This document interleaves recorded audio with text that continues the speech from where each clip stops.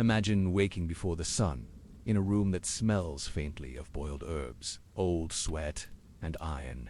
The air is heavy, not with warmth, but with the cold dampness of stone that has seen too many winters. You are a man of some repute in your quarter, though not in the way a scholar or knight might be. You are a barber surgeon, a man who holds in his hands the power to bleed, to lance, to shave, and to pull teeth. There is no gown of velvet, no title, no golden coin awaiting you. Instead, there is a small wooden case, worn at the corners, filled with iron tools that clink softly as you open it, hooks, forceps, a long metal spike that once was sharp. Your fingers trace each one, not out of affection, but habit. Each day begins this way. The stall you rent near the market square is not more than a lean-to with a canvas flap. It is nestled between the fishmonger and the tanner. The smells compete.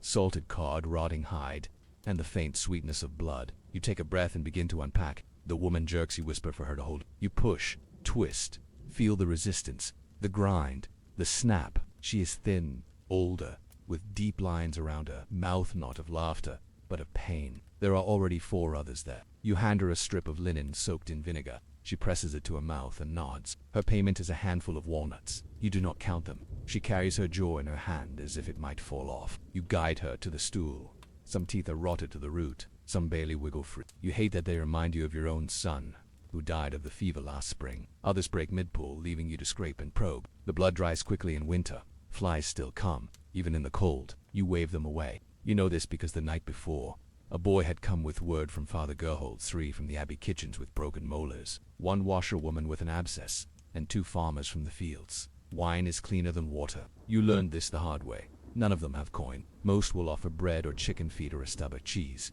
One promises a small sack of barley. That will do today. You expect 6 clients. Instead, you make the sign of the cross and begin. They do not touch the sick. They prescribe horoscopes and humors. You touch. You bleed. You pull. You lay out your instruments on a cloth soaked in stale wine. Your first patient arrives before the bell tolls. His cheek is swollen like a melon. He cannot open his mouth. The mother begs you examine the lump. Hot to the touch. Red and firm. There is no chair with arms. No reclining. You stand behind, straddling her shoulders, wrapping one arm around her forehead to keep her still. Its mouth is open slightly, showing yellow teeth. Your other hand reaches for the pelicandea, curved iron tool with a clawed end. She begins to whimper before you even touch her. You do not speak. Words comfort only so much. The tooth is black and cracked. You slip the pelican under it. She does not scream, but tears stream down her cheeks. When it is done, you drop the tooth in a wooden bowl. The day continues. Each mouth is a different map of suffering. The children are the worst. They scream, they thrash. In between patients, you sit on a small stool, wiping your hands on your apron. There is a rhythm to it all. Unpleasant, but familiar. You sometimes think about the physicians, with their university gowns and Greek texts, and you are not thanked. Near dusk, a boy is brought in by his mother. There is no tooth to pull, only rot inside. You nod and reach for the knife. You tell her to hold him. She begins to pray. When it is done, the boy faints. You press a cloth to the wound. The puss had smelled of death. She leaves behind half a loaf of rye. You do not eat it. You clean your tools by candlelight. The wine is nearly gone. You close the stall and walk home. In the alley behind the tanner's yard, you pause. A cat watches you. You nod to it, then continue on. Tomorrow, there will be more mouths, and you will be waiting. Before the first light of dawn stretches across the village rooftops, you are already at your bench, not to greet patients yet, but to greet your companions. The tools of your lonely craft, they lie where you left them the night before, dull with use and sticky with residue. Waiting, you begin by unwrapping the cloth bundle that holds them, stiff linen, stained by 1,000 procedures. It carries the unmistakable scent of old wine, oxidized iron, and the faintest trace of old blood. These instruments are not beautiful. They are not even uniform. Some are passed down from masters long buried. Others are bartered from blacksmiths, repurposed from butchering kits, altered with your own hands for the peculiar geometry of jaws. Sometimes you wrap the handles in strips of cloth for better control. The wine you use is bitter, the cheapest you can afford, and its acidity serves as the only known antiseptic. You soak the instruments in it overnight when you have enough to spare. You wipe them with linen after every use. Boiling water is too precious. Soap, when you have it, is a blessing. You have no gloves, only a cloth apron and bare hands hardened by repetition. The rhythm soothes the hand as much as the ear. Often you must coax it gently or not so gently from the socket, twisting slightly, pressing inward, rocking it until the ligaments give way. The pelican is perhaps the most iconic and most brutal. Let pain leave through the root, one man used to say as he twisted. For broken teeth lodged in the gum, you use a sharpened spoon. For ulcers of the tongue, salt rubbed with a rag.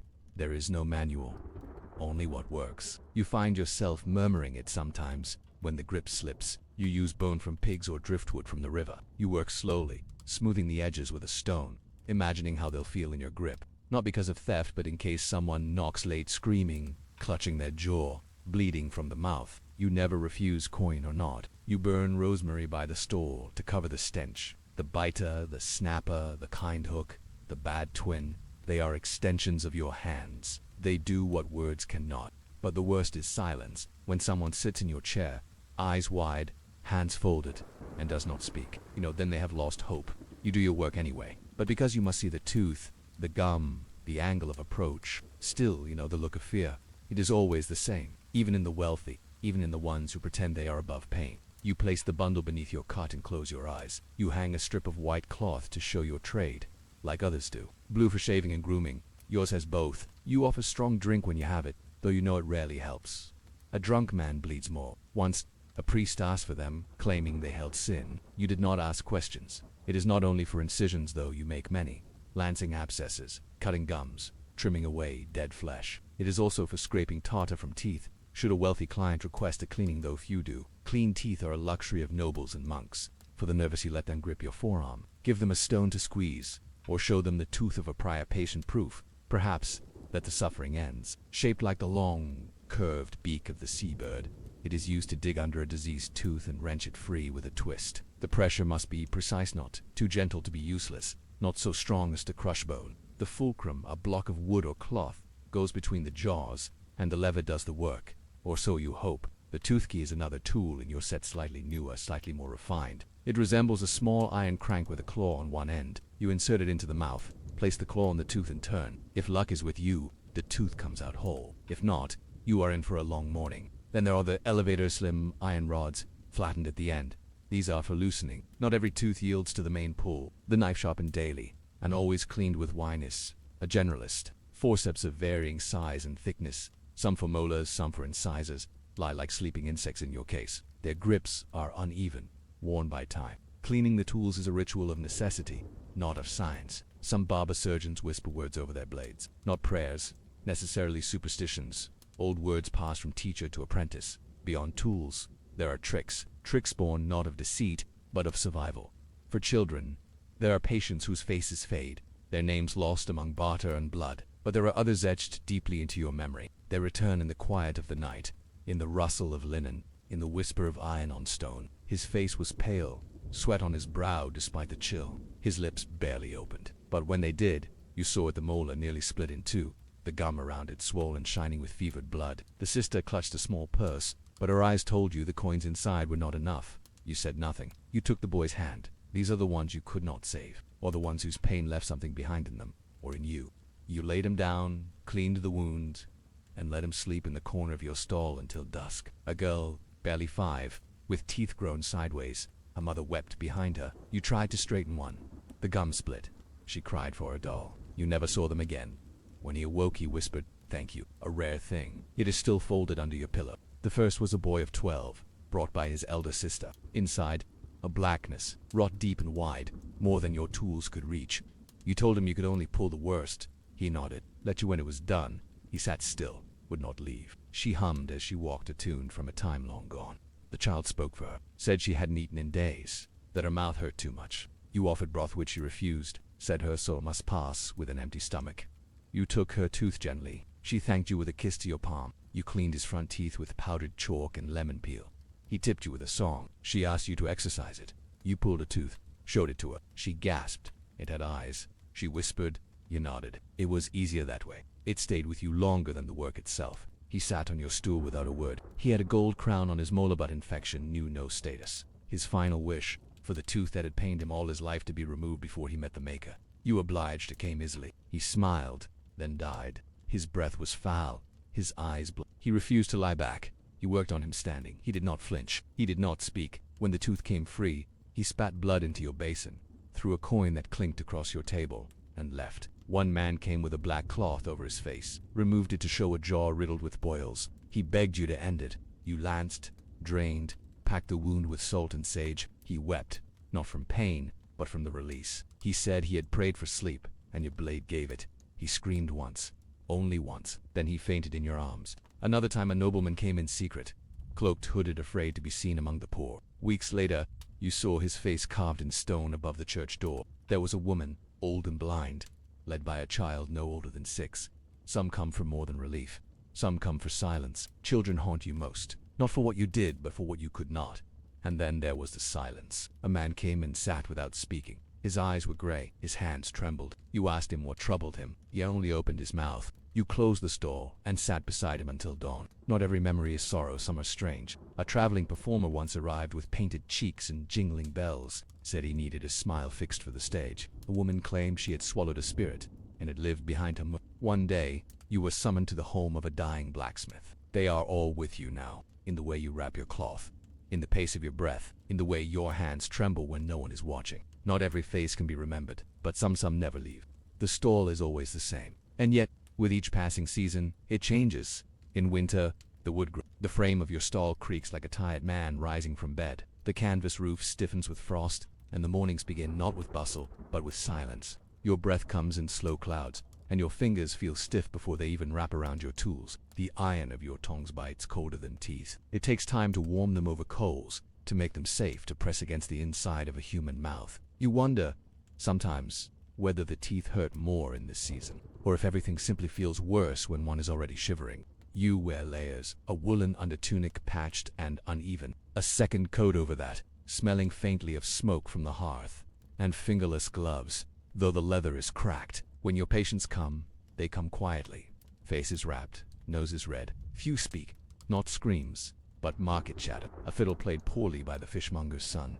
The clash of pots, the crowing of roosters. You begin to dream again, too, not of better tools, but of better bread.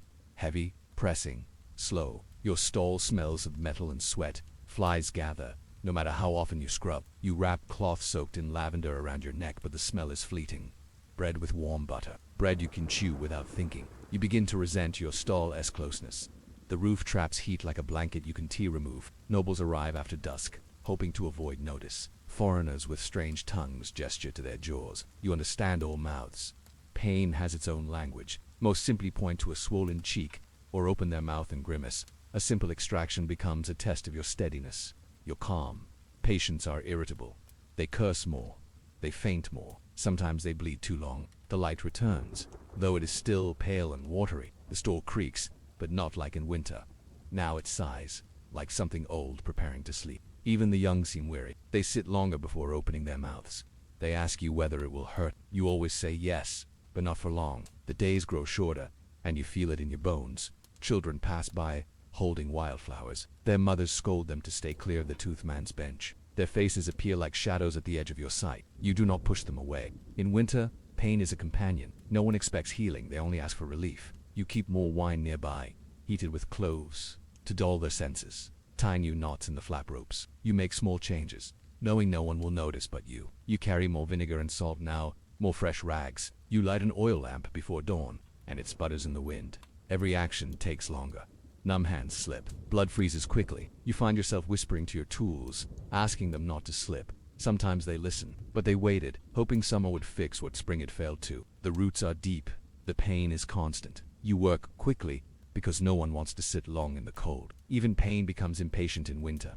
And then spring comes. The frost lifts your hands, ache less. The damp wood beneath your stool smells of thaw. The stall's canvas grows soft again. You open the flaps wider. They ask whether the tooth must come out, or whether a poultice might help. You carve new handles for your tools. As the old ones crack, they hope again. You let them hope. You give them crushed thyme, boiled sage, instructions whispered like secrets. They nod as if it matters. You rarely see them again. You begin to see different problems. Teeth cracked on hard winter bread, molars infected from weeks of stored grain and meat. With warmth comes swelling. With swelling, puss. Spring is when people try to care again. Spring is when the wind brings voices. Then summer. Summer brings heat. In summer, mouths become dangerous. Infections fester. Wounds swell faster. You place bowls of rosemary water beneath the bench to mask the odor. You burn dried pine to drive out insects. But summer also brings coin. More travelers. More injuries. More urgent needs. Your hands are darker by now. Sun-browned. Nail beds stained. You work late. The sky stays light. And then, The season shifts again. Autumn is memory. The wind returns. Leaves spiral around your feet. In autumn, people wait. They hesitate. They come to you with teeth they should have pulled months ago. You feel slower too, more tired. You light your lantern earlier. You hum to yourself when no one is there. The faces that come to your stall in autumn are lined. Autumn is when you think most of those you lost. Of the boy who said thank you. Of the girl with sideways teeth. Of the nobleman with red eyes. You pack your herbs tighter now. Prepare for winter. Replace the worn cloth over the stool. And then, one morning, the frost returns, and the cycle begins again. You are still there. The stall is always the same, and yet, it changes. Just like you, the wind that curls through the alpine valleys is sharp, even in spring. It slides down from peaks powdered with ancient snow, carrying the breath of ice and stone into the low villages that dot the landscape like scattered crumbs. He believed in humors, in balances of bile and blood, in the pulse of stars and their mirrored movements within the human body. But unlike many, he was not content to simply recite what Galen had written centuries before. He wanted to know what was real, not merely what had been written. And so he taught his son the same, not in sermons, but in actions. When Theophrastus asked a question, Wilhelm would answer it slowly, with gravity, as if speaking to a peer, not a child. "This root," he said once, holding up a withered knob of mandrake, "can heal madness, or 'cause the difference is in the hand that uses it." His father never said it aloud, but it hung in the air like smoke. He would listen to the wind, to the silence, to the slow churn of his own breath. He began to think of the body not as a vessel for sin, as the church might say, but as a landscape, with rivers, with storms, with fires that could burn too hot, or freeze and fail. In the way he listened to a cough, in how he smelled urine to detect imbalance, not only fetching herbs but grinding them, not only observing wounds, but stitching them. He began to write notes in his own hand, not copies, but thoughts, observations, doubts. A doctor who never doubts becomes a priest.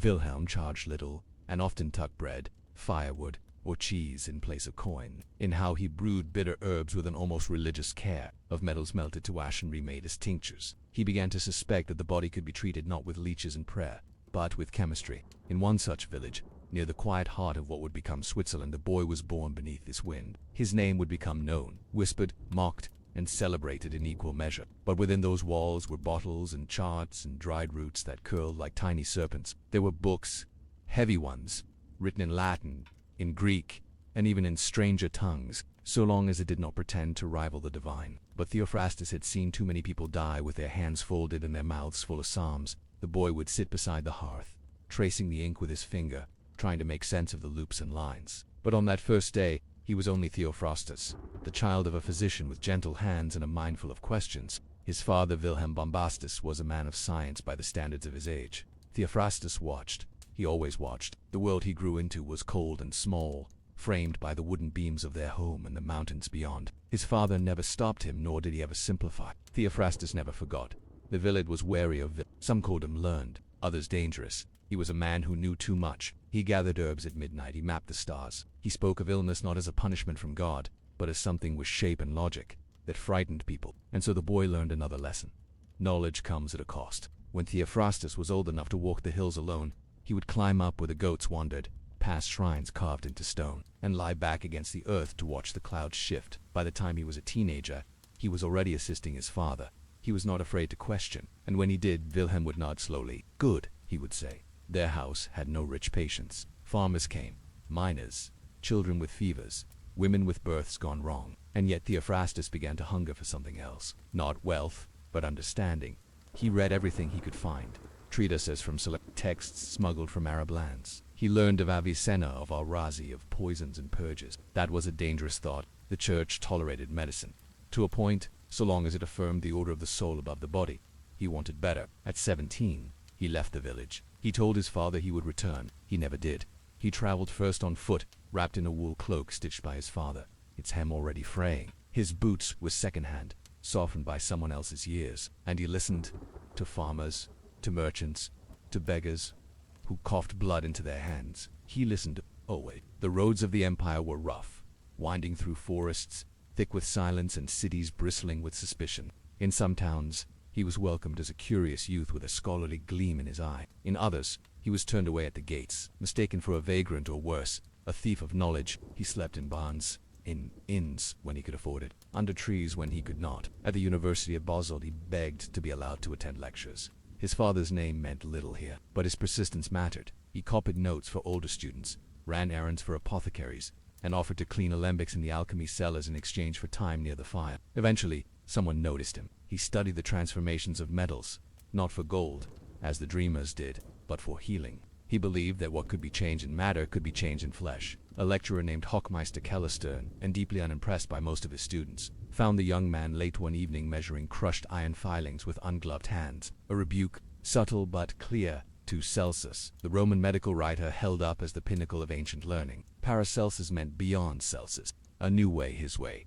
Medicine was a sacred trust. It was not his place to question its foundations. "You'll poison yourself," the man grunted. Theophrastus had looked up calmly and replied, "Only if the dose is wrong." Keller had stared for a long moment, then said, "Come back tomorrow." Theophrastus took notes, yes, but not of the lectures themselves. Now he wanted to see what the world itself could teach him. He claimed to have studied surgery on the battlefields, treating wounds as they happened, with iron still embedded, with limbs hanging by sinew. He learned from barber surgeons, from field cooks, from local healers who boiled bark and used moss to stop bleeding. He wrote questions in the margins. Why must bloodletting precede diagnosis? If fevers are due to heat, why do some shiver? What if the four humors are not four, but infinite? He watched men cough up their lungs, their hands blackened by or their bones brittle. He took notes. The body was not a theater for divine punishment, but a machine that could be poisoned. He began to see chemicals not as dangers, but as tools. Salt, sulfur, mercury, the tria prima, these, he claimed, governed the body just as they governed the earth, not as a voyeur but as a student of suffering. It was the beginning of something. The lectures bored him, long recitations of Galenic principles and ancient Greek anatomy, often read verbatim from crumbling texts. His classmates found him odd, too serious, too intense, too young to speak so boldly. But some were drawn to his restlessness. His reputation grew. He healed those others could not. He gave common people hope, and he gave scholars headaches. He studied by candlelight, often whispering aloud as he read, forming arguments with no one in particular. In the alchemical labs, he thrived. He learned to distill, to calcine, to foment. In Vienna, he threw a medical text into the fire before beginning a speech. In Strasbourg, he was chased from the town square by students loyal to older ways. This was radical and dangerous. He began to write under a new name, Paracelsus. Not everyone approved. Some mocked him openly, calling him arrogant. Others warned him quietly, in corridors and cloisters, to tread carefully. He did anyway. At 23, he left Basel. He had learned what he could. He traveled east, to Hungary, to the borders of the Ottoman Empire. He went further to the mines of the Tyrol, where he lived among miners and studied the effects of mercury and arsenic firsthand. He came to believe that sickness had causes not found in books. It was in the air, in the water, in the metals themselves. And he spoke this aloud, too often, too loudly. In Nuremberg, he gave a public lecture condemning Galen and Avicenna as scribblers of the past. Still, he was invited to lecture by radicals, by nobles curious about his fame, by cities desperate for new cures. He wrote in German, not Latin. That alone made him suspect, and still he moved. A man without roots, no house, no family, only words and bottles and the growing sense that he was right, and the rest of the world was simply too afraid to follow. In some towns, they called him a savior, in others a sorcerer, and so the boy born beneath the alpine wind became a wind himself, moving, restless, tearing at the edges of old structures. Paracelsus, the name was now spoken in halls and streets alike. He had not yet reached the height of his rebellion, but he had begun.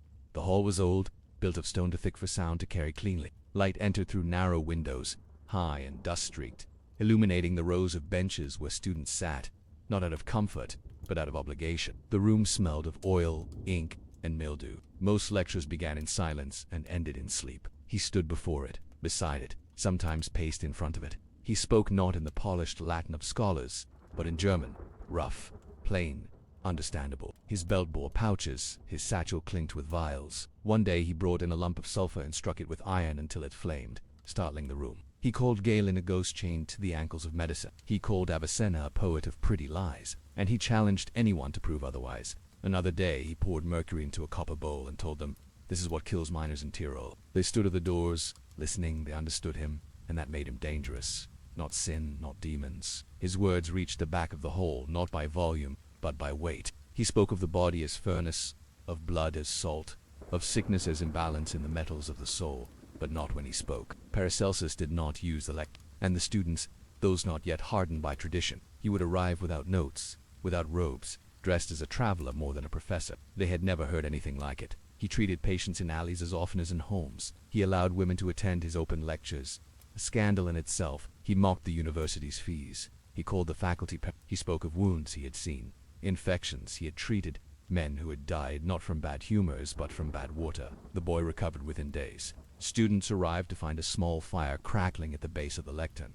Paracelsus stood beside it, silent. Into the flames he dropped a bound copy of Avicenna's Canon of Medicine. Then, more direct, "Leave before you are removed." His students grew nervous. Some stopped coming. Others stayed, more devoted than ever.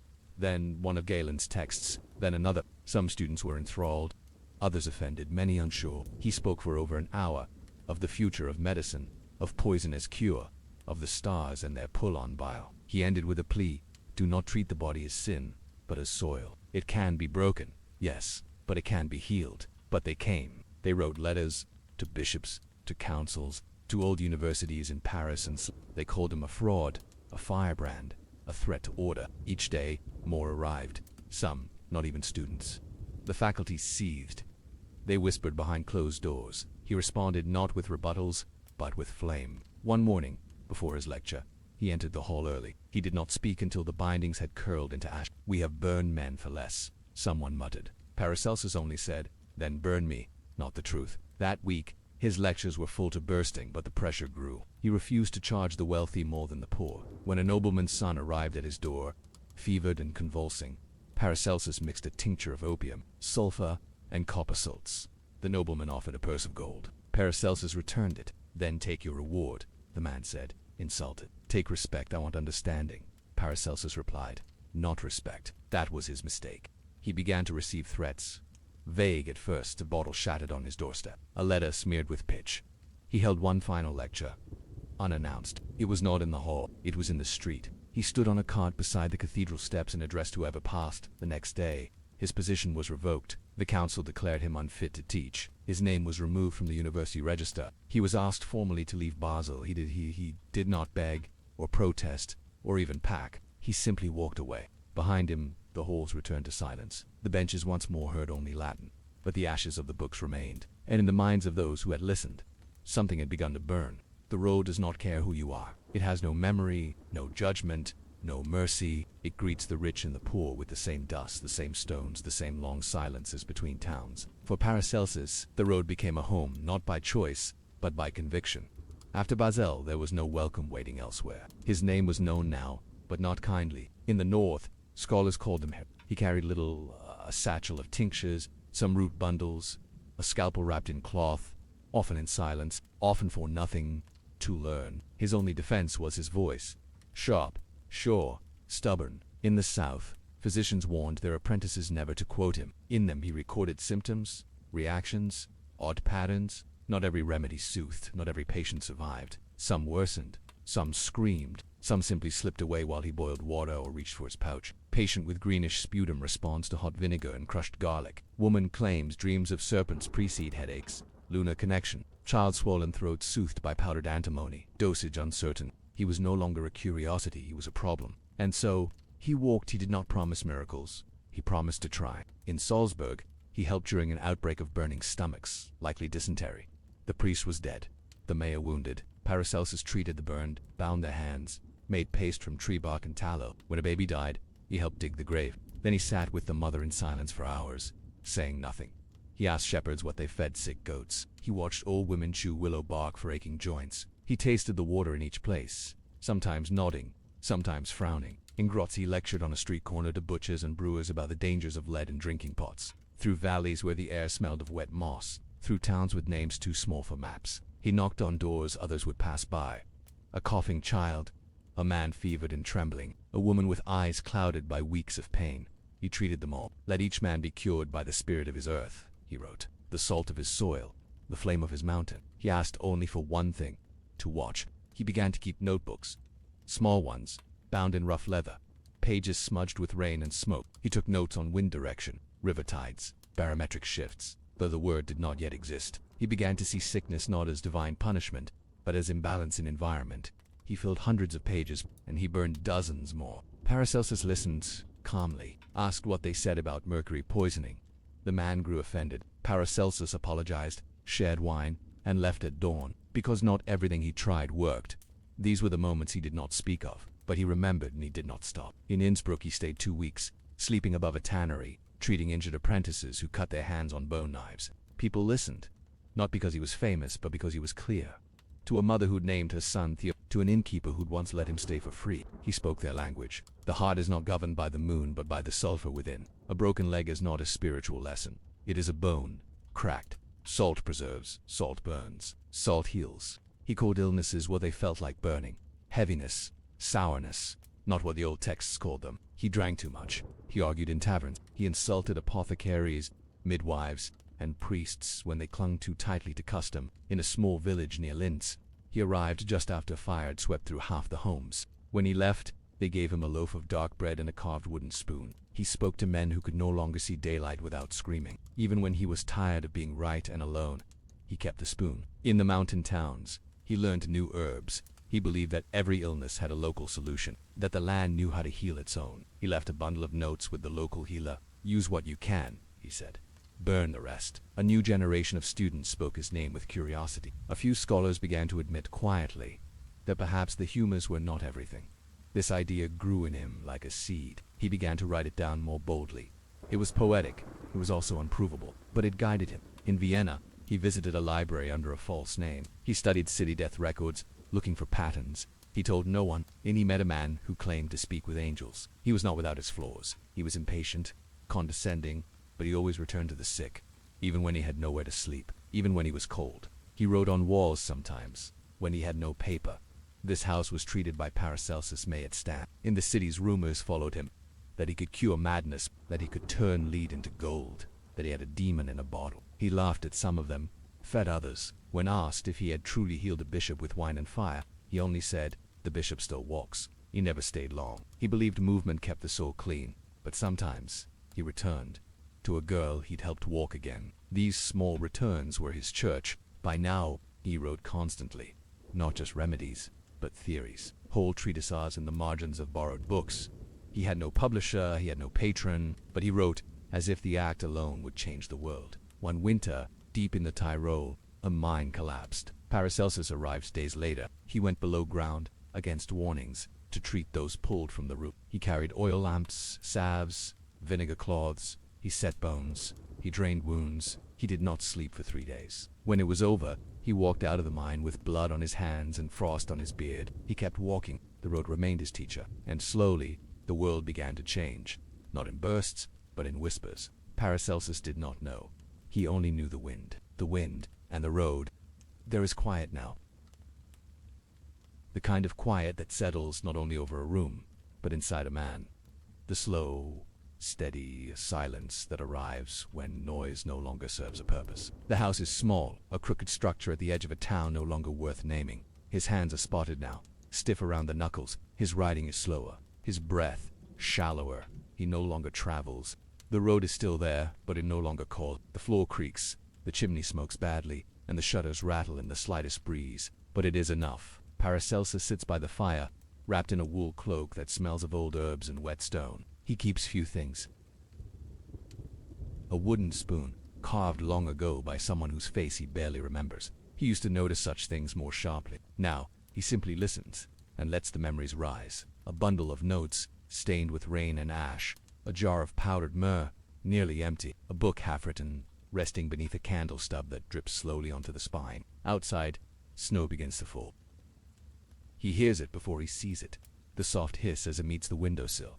The faint hiss that reminds him of crushed wormwood dropped into hot vinegar. The blind woman in Nuremberg.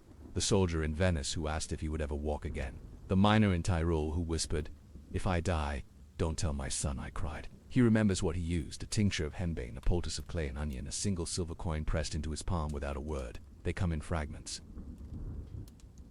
The child with the swollen neck in Salzburg. It lives in scraps of paper, in notes left in other hands, in memories passed from mouth to mouth. He never founded a school. He never wore robes again. He did not publish under patronage or win the favor of courts. Paracelsus did not keep a list of those he saved. He would not dare. He replaced them with salt, sulfur, and mercury. elements of change, of fire, of balance, not because they are perfect, but because they are closer to truth than bile and phlegm. But he remembers their eyes.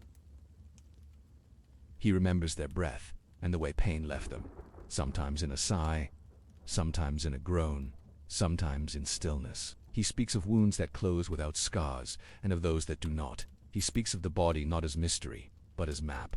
He also remembers the ones he could not save. A girl no more than 6 who bled too long from a pulled molar, a baker whose wound soured in the heat, a priest who drank the wrong metal salt by mistake. Their names blurred, their faces sharper than ever. He still sees them when he closes his eyes. He does not apologize, but he mourns. His doctrine, if it can be called that, remains unfinished. The one that does not fade. He knows what it means. A mother who remembers how he saved her child 20 years ago. They do not stay long. The house is cold. The chair legs are uneven. Then he lies back, his head resting on a folded cloak, and watches the shadows lengthen across the ceiling. But his ideas wandered as he did. He rejected the 4 humors, though they still rule most hospitals. Too far perhaps, but not aimlessly. Every town, every field, every wound, a step in the same direction. He wrote, "Medicine must be born from nature, not from libraries." Now he cannot write. His fingers ache too much. So he speaks, quietly, to the fire, to himself, to no one. In the piece of someone who spent his life asking questions.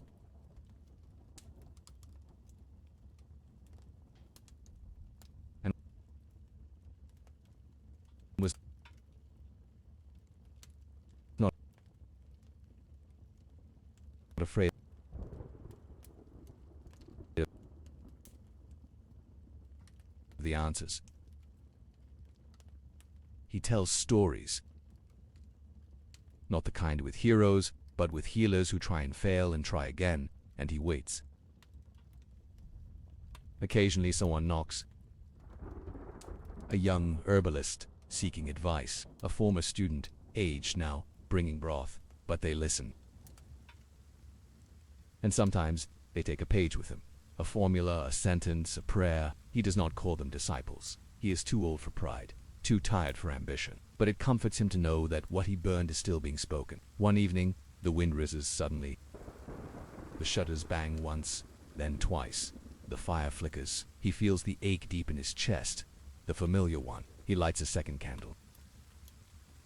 He arranges his notes, not in order, but in intention. He places the spoon beside them. Of the root he once held up and said, "This can heal madness, or cause it." Paracelsus smiles. He has walked far.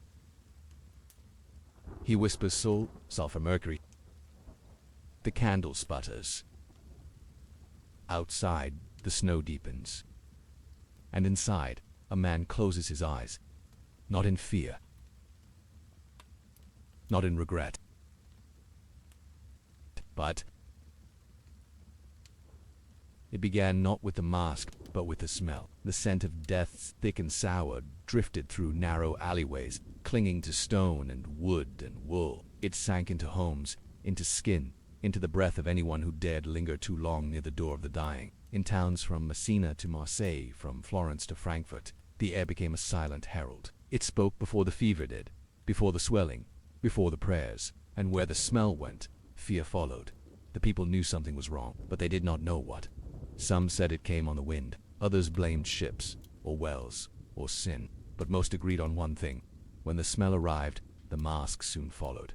At first the mask was not a mask at all, just a cloth wrapped tight, soaked in vinegar or rose water, pressed against the nose with shaking fingers, a gesture of desperation, a poor man's protection. But over time, the cloth became something more hardened, shaped, ritualized. The beak appeared, long, curved, unnatural, a force that moved with fog and breath, seeping through windows, wrapping around beds, settling into lungs like a parasite. And so, to defeat it, they created barriers. They stuffed beaks with perfumes. They lit fires in the street. Others trace it back further, to Venice, where the Republic hired plague doctors like accountants, salaried men sent into infected homes with orders to count the sick, record the dead, and move on. They rang bells and swung censers and burned sulfur in homes where children coughed blood, the gloves, the boots, the wide-brimmed hat, a symbol not of fashion but of function. The cane used to prod the sick, lift sheets, measure distance. It jutted from the face like a bird's skull, hollow and staring, a protection not only against disease, but against fear. It was made of leather, usually blackened and stiff, sewn with waxed thread. 2 glass circles covered the eyes. Inside the beak were stuffed herbs, thyme, lavender, mint, myrrh, juniper berries. They wore it because they had nothing else. No knowledge, no cure, no hope but ritual and routine. Anything that could chase away the scent, and what was believed to ride upon it. He died before it was standardized, but his ideas lingered. He too believed in invisible forces. Not miasma, perhaps, but spirits in metals, poisons that heal. The mask, in its own way, was an echo of that same belief. That the unseen could be fought with the symbolic, still whispered prayers or read aloud the names of the saints. He was a death angel, but he was also the last chance, because the people believed deeply that smell was not just a warning of disease. A slow-moving shadow, seen from afar, never approached. Children learned to fear it.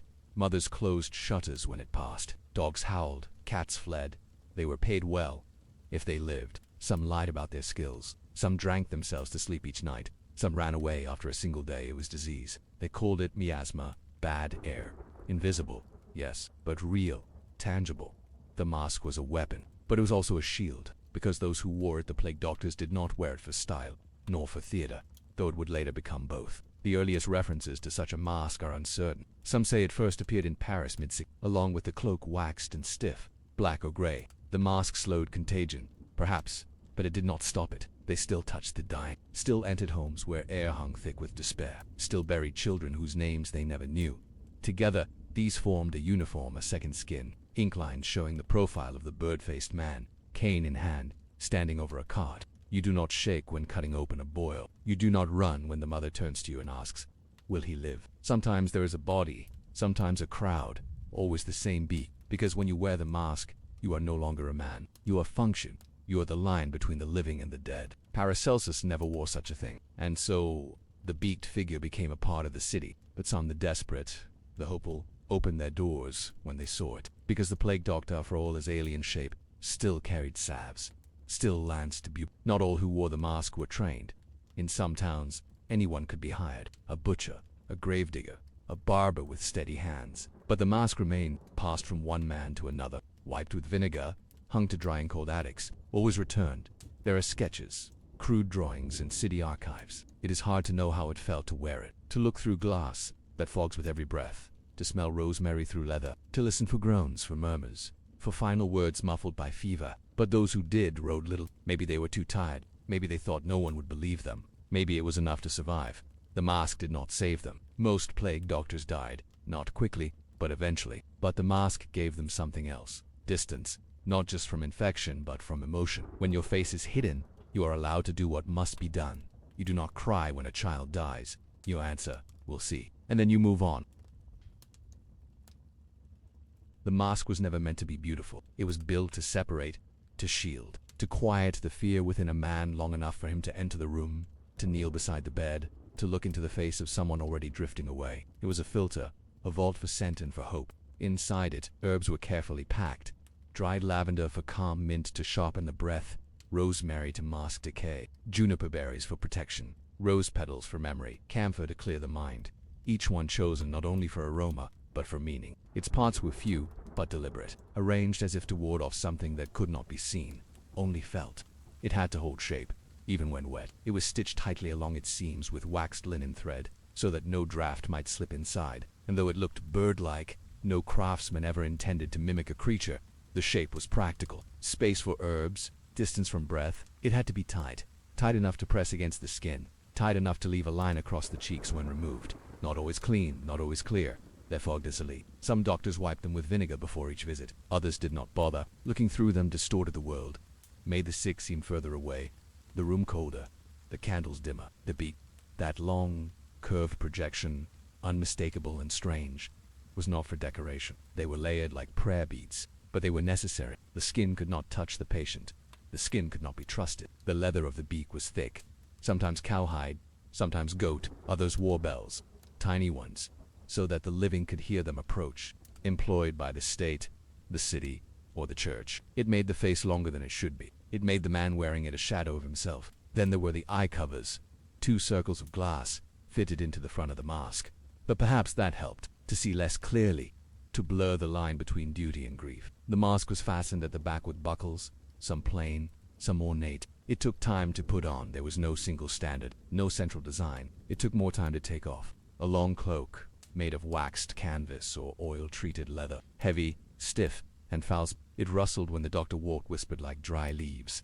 Beneath it, layers of linen, some wrapped tightly at the sleeves, others stitched directly into the undercoat.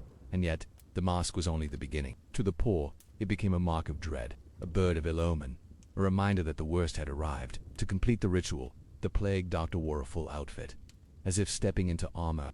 The gloves were thick, usually of treated hide, reaching to the elbow. They made the fingers clumsy, the grip less sure.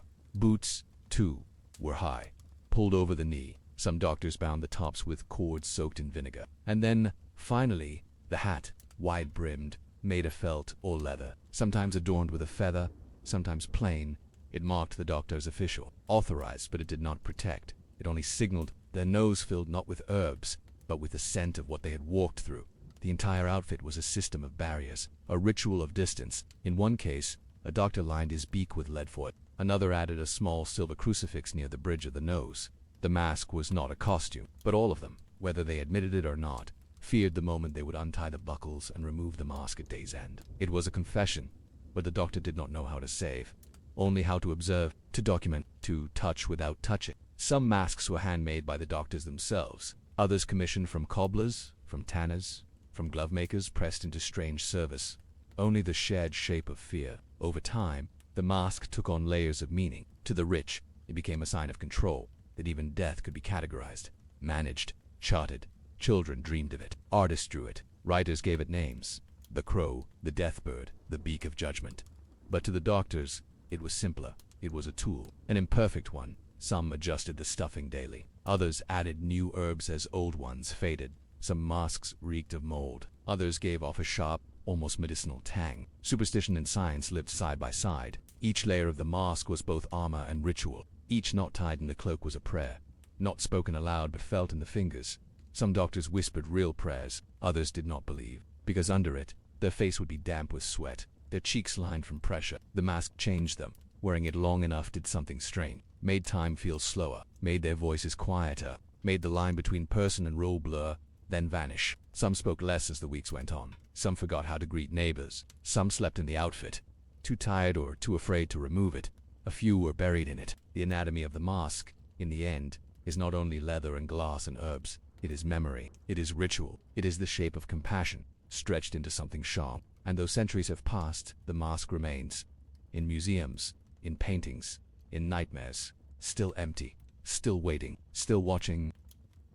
When you wear the mask long enough, you begin to forget what your own face feels like. The leather presses down across the cheekbones, the bridge of the nose, the curve of the jaw. You feel the weight in your neck, the ache between your eyes. Inside the beak, it is quiet, not pleasant, not clean, but distant. The mask is not comfort, it is separation. The herbs begin to sour after a day or two, their once sharp aroma fading into something indistinct and wet. But you do not remove them, you dare not. You stretch your arms, feel the stiffness in your shoulders, the tug of fatigue in your spine. You light a candle with care, not for light, but for rhythm, something predictable. Because outside the beak, the world is soft and crumbling. It smells of damp wood, old sweat, bile and oil smoke. And separation, you learn, is survival. Each morning begins with ritual. You pack new herbs, rosemary, wormwood, dried mint, a bit of sage. You wipe the inside with vinegar. It stings your fingers, which are raw from use. But that too is part of the ritual. The world narrows to 2 small circles of glass, bordered by blackness. You rise early, before the bell rings, before the light has reached the shutters. You wash, but only your hands. The rest can wait. You open the wooden chest, remove the mask. You do not rush. You inspect it. Leather intact, stitches firm, lenses clean. Children hide when they hear the squeak of your boots. Shopkeepers lower their eyes. Even the priests step aside. The mask comes on slowly, strap by strap, buckle by buckle, and then silence. Your breath echoes in your ears. The lenses fog slightly, then clear, and you're no longer yourself. You are the doctor.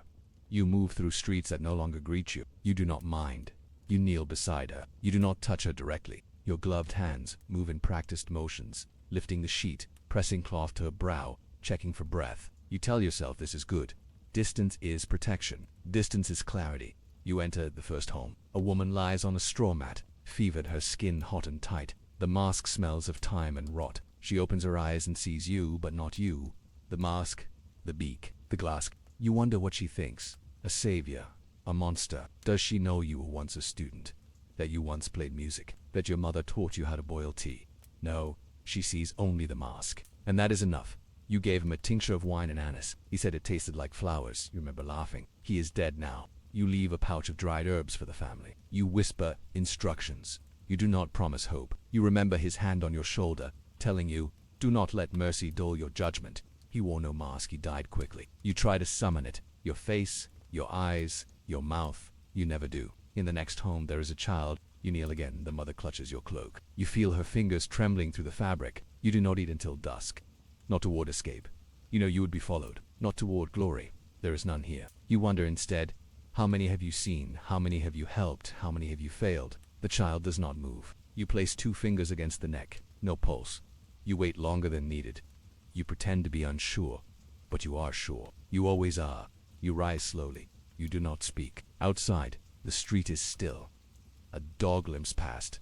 A shutter slams. A bell rings in the distance. You move on. In the silence of the mask, thoughts come uninvited. You remember a boy from weeks ago. Dark hair, bright eyes, small cough. You remember your mentor. Stern, quiet, precise. You remember your own reflection. Long ago, before the mask. Your hair clings to your neck. You cannot. The mirror is gone. You rest between visits. Sometimes in the shadow of a church, sometimes beneath the awning of an abandoned bakery. You drink from a leather flask. Your thoughts wander. The mask does not answer. You speak aloud sometimes, inside the BIC, not loudly, just a whisper to yourself, to the sick, to no one. It soothes the silence. You whisper memories, names of herbs, lines of poetry, things your mother used to say. You ask questions you cannot answer. What happens when the herbs are gone? When your hands can no longer grip?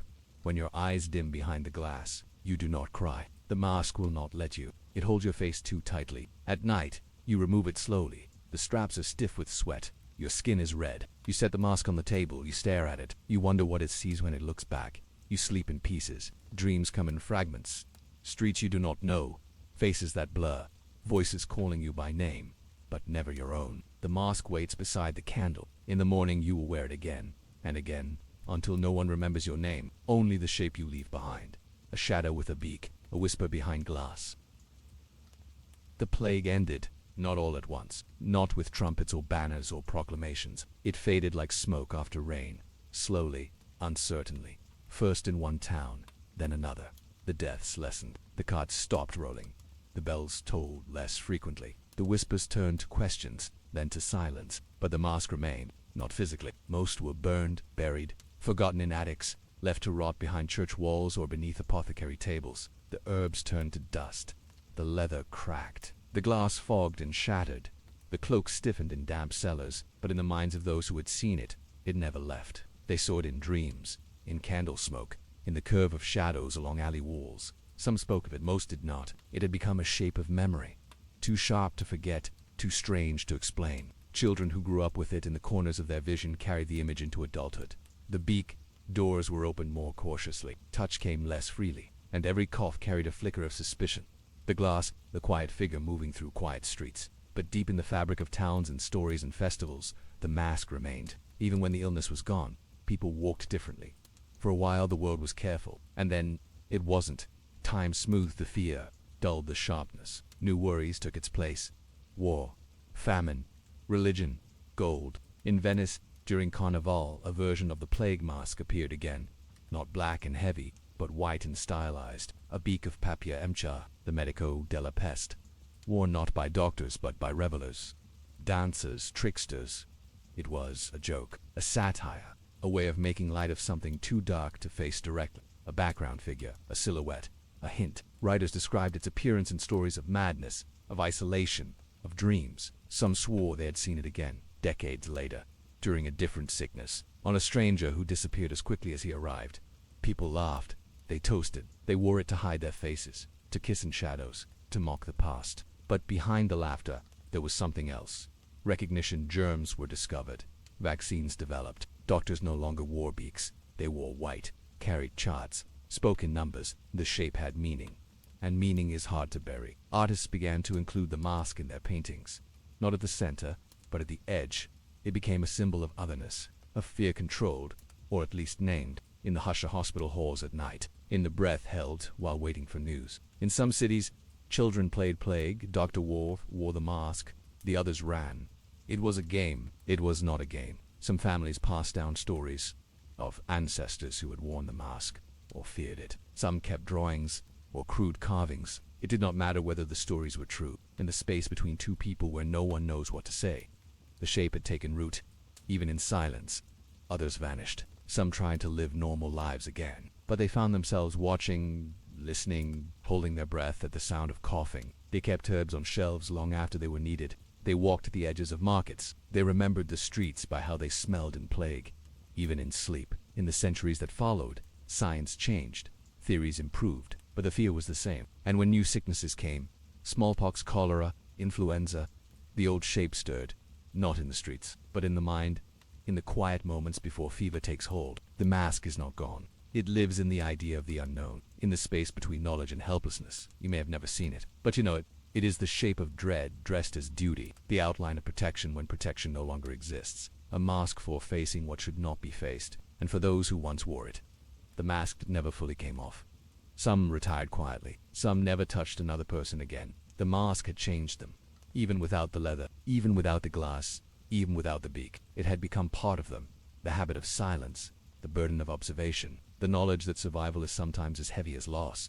And for the world, too, the mask remained, reproduced in film, sold as costume, drawn on walls during outbreaks. It is a warning and a remembrance, a symbol and a story. And in dreams, the ones that come on quiet nights, when the room is too still and the world too uncertain, you may see it, moving slowly, watching gently, carrying no promise, only The room was still, not silent. There were always sounds in the palace, but still, the kind of stillness that waits. Tapestries hung heavy on the walls, muffling the wind beyond the stained glass windows. Candles burned low in irons. A fire crackled softly, more for ceremony than warmth. And in the center of the room, the king did not sleep. The portraits demanded it. Strong chin, commanding brow, eyes steady with regal calm. But in the flickering light, beneath the powdered wig, the truth lay in the small things, the tension in his jaw, the way he breathed through his mouth, the faint sheen of sweat on his upper lip. He sat upright in bed, his robe draped loosely over his shoulders, a hand pressed lightly against his cheek. His face, if painted, would show no flaw. His tooth ached. Again, it was not a new pain. It had begun years ago. A dull throb after a feast. A sensitivity to wine. He had ignored it. A king does not flinch. He had smiled through audiences, treaties, weddings. Not to cure, of course. Only to dull, to calm, to delay. He had spoken with conviction while tasting blood at the back of his tongue. The king sipped slowly.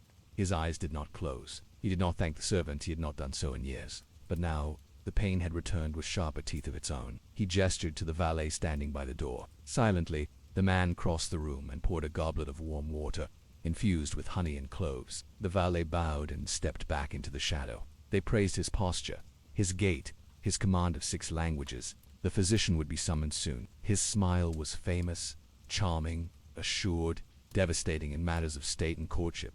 Now he smiled rarely and always with restraint. The king disliked him. A man with dry hands and too many opinions. But he was tolerated because he brought opiates. The king leaned forward and stared into the fire. In younger days, he had laughed wide and easily. Behind his lips, gold gleamed. Not real teeth anymore, but replacements. Fashioned with ivory, inlaid with silver. He had once ordered an entire roast duck at midnight, then thrown it against the wall after the first bite brought tears to his eyes. Some held in place with silk thread, others bound by small golden clasps. Expensive, delicate work, but they ached just the same. And the infection, if there was one, did not care for ornaments.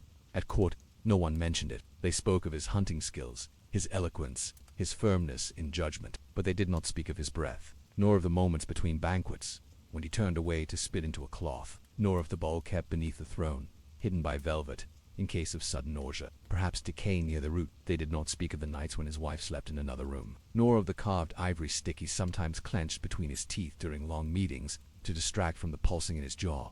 The pain was always there now, like a courtier that could not be dismissed. Sometimes sharp, sometimes dull, sometimes like heat rising up his face. At times, it stole his appetite. At others, it made him ravenous. The servants had cleaned in silence. He did not apologize. He was the king. He thought of paintings from Rome, where emperors were sculpted with perfect teeth, even in death. The physician arrived. Finally, robed, cautious, reeking of rosewater and lye. He bowed low, did not speak until the king gestured. A brief examination followed. Gloved fingers, small tools, a mirrored disc. The king clenched the bedpost. The physician nodded, murmured something about inflammation. The king waved him away before he could suggest an extraction. Not tonight. Not while ambassadors slept beneath his roof. Not while his enemies sent letters sealed with smiles. The physician left a packet of powder, opium mixed with ground clove and myrrh. Instructions whispered, a promise of relief, not remedy. The king took it without acknowledgement. Later, he stood before the mirror, removed his outer robe, touched his face, opened his mouth. Inside, golden ivory, dark gums, and the faint taste of iron. He thought of his father, a strong man, brought low by ulcers and rot, straightened his shoulders, and returned to the bed. Tomorrow, there would be counsel, and he would smile, even if it bled. In the palace kitchens, the scent of sugar rises before the dawn, molasses boiled in copper pans, honey dripping from wooden combs, crushed fruits, dried figs, candied almonds piled into baskets. The fire is always lit, and the flames lick the base of the ovens where sweetbreads swell like golden pillows. Upstairs the court is still asleep, but below, the feast begins, its slow preparation. Roasted swans with gilded beaks, pies the size of shields, their crusts glossy with egg and inked with seals, spiced wines in crystal decanters, red as rubies, warmed and perfumed, sweet jellies molded into towers, apples carved into roses, candied violets placed on lace. By noon, the banquet table will groan under weight. It is beautiful, it is excessive, it is wrought in silk clothing, but none will speak of the aches in their jaws, the looseness in their gums, the way sugar clings to molars like moss to stone. The king's guests will marvel. They will praise the skill of the chef, the generosity of the crown, the crispness of the goose skin, honey stirred into wine, into tea, into medicine, pastes of almond and rose, preserves taken with a silver spoon, jams so thick they tear the bread, tarts so sticky they cling to the roof of the mouth. They will not mention that. The more they eat, the more their teeth scream behind their smiles. At court, the sweet tooth is not a flaw, it is a symbol. He chews only on the left now. The right side burns when touched. Meat is cut smaller, apples peeled, wine is warmed and diluted with cinnamon to hide the sting. To possess it is to prove you are not ordinary. To eat it is to show that you are above consequence.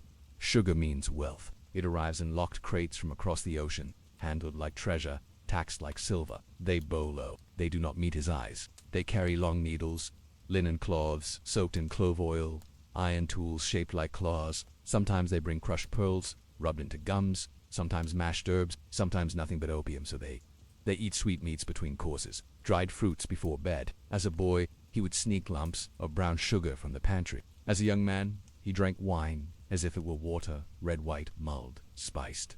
And behind closed doors, they bleed. The king is no exception. Courtiers carry tiny boxes in their sleeves to spit blood discreetly between dances. Maids sweep fragments of ivory from under banquet tables. In the privy, the sound of retching is not uncommon, nor is it remarked upon. His love for sweets began in childhood. Honeyed milk, cherry compotes, marzipan swans carried on porcelain plates. Her maid claims it was the heat.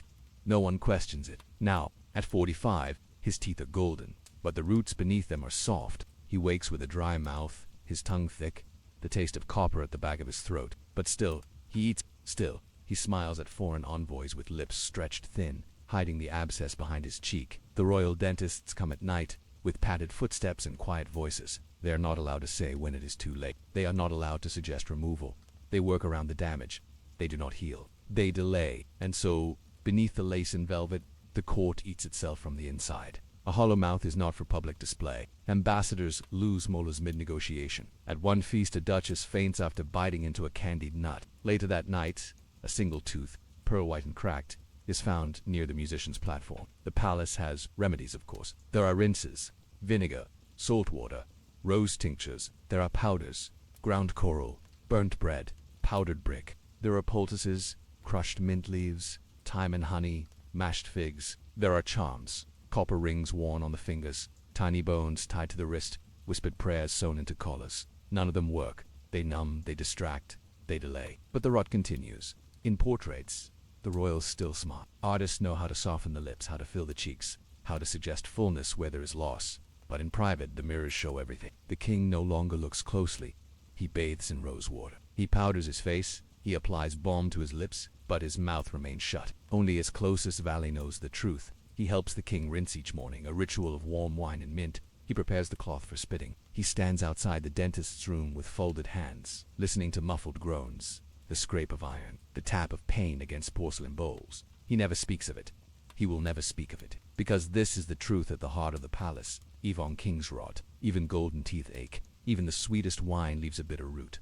There is a kind of pain that wears a crown, not the kind that cries out or bleeds where others can see, but one that sits in silence, cloaked in dignity, stitched into gold thread and powdered lace. It is the pain behind closed doors, behind courtly smiles, behind a thin glass of goblets raised in toast. It lingers in palaces, drifting softly through corridors where no one speaks of suffering unless it comes from war. This is the pain of kings and queens, and it is never named. The court has its rhythms, a music played so smoothly that no one dares disrupt it. Morning processions, scented baths, silk robes warmed by the fire. A flick of the wrist brings warm wine. A glance commands silence, and yet, beneath all of it, there is a tension, a breath caught between words, a flinch, masked as thought. The queen sits for her portrait. Her lips are painted in a gentle smile, her jaw tilted slightly. No one sees the cloth she bit down on before the session, nor the pinch of opium her handmaid slipped into her morning tisane. No one hears the click of teeth that loosened yesterday when she bit into sugared quince. No one knows that her tongue cannot touch the roof of her mouth without trembling. She does not speak of it. No one does. There are remedies, of course. Always remedies. Powdered pearls, mixed with honey and brushed against the gums. Infusions of sage and wine. But beneath the table, more than one foot presses against the marble floor in rhythm. Not to music, but to distract from a pulse in the jaw. Pressed linen soaked in salt water, held against the cheek like a prayer. When the candles burn lower, when the mirrors reflect not glory but shadow, when the tongue probes the same aching spot for the 100th time, musicians are summoned, dogs are brought in, letters are dictated to secretaries until ink pools in corners of parchment. Anything to keep the mind from drifting inward, where the ache sits like a stone behind the teeth. Bits of gold leaf, melted into wax, placed inside the hollow of a tooth. All lovely, all useless. The royal apothecary keeps a ledger. He does not write. The king moaned in sleep. He writes, tincture administered, patient stable. He does not write. The duchess wept while rinsing blood from her mouth. He writes, rose, cordial, acceptedspirits.com. Eventually he stopped appearing altogether. There is no room for pain in the record books. In public, the nobility glide. They laugh at table, sipping clove wine, tearing into roast pheasant with diamond-studded fingers. They compliment the pastry. They praise the chef. Evenings are worse. The pain grows louder in silence. Some nobles request company, not for affection but for distraction. And when distraction fails, there are silent remedies. A bite of soft bread soaked in milk and poppy, a drop of laudanum behind the ear, a handmaid's fingers dipped in rose oil, pressing just so beneath the jawbone until the tension eases. But even those with access to everything cannot buy silence in the nerves. One prince, known for his laughter, stopped smiling altogether before his 30th birthday. He learned to smirk without parting his lips. He stopped eating in public. They said he was traveling abroad. He was not. He was upstairs, in a darkened room, breathing through gauze. A single loose molar had turned his world into pain. A molar the size of a thumb tip.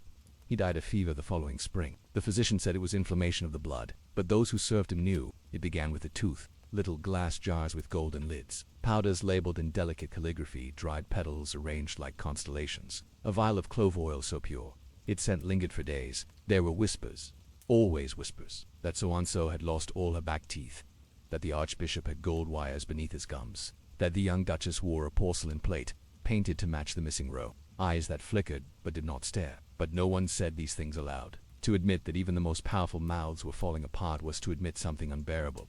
That the body does not care for status, that rot does not bow to bloodlines. So the remedies continued. More honey, more rinse, more perfumes to mask the scent of decay, and always more silence. The king's own remedy chest was a thing of beauty, carved from sandalwood lined in silk, its contents organized with the precision of a jeweler. But the king used only one jar now, the one with the gray powder that made his limbs heavy and the pain drift like smoke. He took it at night, sometimes twice, sometimes before meetings when he had to sit straight and speak clearly despite the stabbing. No one could see the pain, that was the rule, no matter how loud it grew, and so the palace remained still. Soft foot, gentle laughter, and behind every closed mouth, a story of gilded pain. In the grand chambers of the palace, history does not whisper, it waits. It does not shout, nor rush. It lingers, like incense in drapes, like warmth left in stone long after the fire is gone. And it is there, in this quiet space, that the silent heirs were raised. The children of monarchs grow up watching mouths that rarely smile too wide. They notice how wine is swirled before it is sipped, how meat is sliced thinly to avoid chewing, how the royal jaw clenches at moments when no one else seems to notice anything at all. They observe, they are not told, but they know. They know that pain is not something spoken aloud. They know that when the king places his handkerchief over his mouth after dinner, the cloth is not merely for politeness. They know that the queen's mirror is cleaned not because it is dusty, but because she no longer wishes to see what age and decay have done to her teeth. And so, they prepare. The eldest Prince Burley 15 has already learned to avoid biting into apples. He prefers soft cakes, warm broths, fish that flakes at the edge of the fork. He keeps a vial of mint oil beneath his pillow, not because he needs it yet, but because he will. The youngest princess practices her smile in silence. She knows that elegance is in restraint, that a parted mouth might reveal more than one intends. She smiles with her eyes, with her head tilted just so, lips closed. A closed mouth is dignified, a quiet jaw is regal, and the royal tutors reinforce it without ever naming it. When the heir recites speeches, he is taught to breathe gently through his nose, to speak without baring his teeth. When portraits are painted, artists are instructed to flatter gently, elongate the jawline, shadow the mouth, never overpaint the lips. In this house, even inheritance includes pain, not the sharp kind that comes and goes, but the low, persistent ache passed from one generation to the next. An act softened by protocol, gilded by ritual, wrapped in silence. The king, now older, watches his children during feast days. He sees how they eat, how they pass on the candied nuts, how they chew slowly, how their napkins are lifted discreetly to the mouth, even when there is no need. He sees it and says nothing. He remembers his father the same way, the old king, seated at the end of a long table, smiling with one side of his face. A man who wore a ring made of ivory, his own tooth, preserved, gilded, worn as a symbol of power over pain. He, too, never spoke of it. The crown passes from jaw to jaw, but the ache never leaves. Even the healers understand. By now, the royal physician knows not to offer real cures. There are none. He offers rituals instead.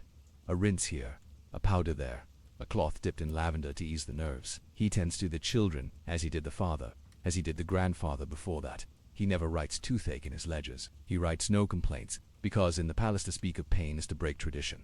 And so the children grow, each with their own tiny box of remedies, each with their own careful way of hiding discomfort, each prepared for the day they will inherit not only the throne, but the aching silence that comes with it. It is not tragedy. It is not failure. It is tradition. And one day, when the prince becomes king, he will sit on the same velvet chair. He will sip the same warm wine. He will smile the same small smile. And he will place the same handkerchief gently over his mouth after meals. The heirs will watch, and they will understand, without a word, without a question, as it has always been.